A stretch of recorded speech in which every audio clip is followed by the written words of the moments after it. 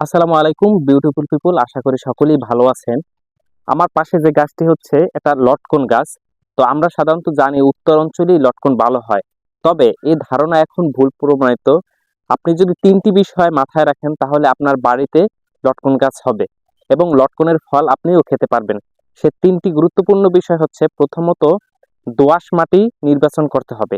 দ্বিতীয়ত যে বিষয়টি আছে, ছায়াযুক্ত স্থানে এই লটকন গাছ চাষ করতে হবে, অবশ্যই ছায়াযুক্ত স্থান হতে হবে। তৃতীয়ত যে ইম্পর্টেন্ট বিষয়টি, যেহেতু লটকন ফল স্ত্রী গাছে হয়, তো স্ত্রী গাছের পাশাপাশি পুরুষ গাছ অবশ্যই রাখতে হবে। পুরুষ গাছের ফুল এবং স্ত্রী গাছের ফুল পরাগায়নের মাধ্যমে আমরা লটকন গাছ থেকে লটকন পেয়ে থাকব।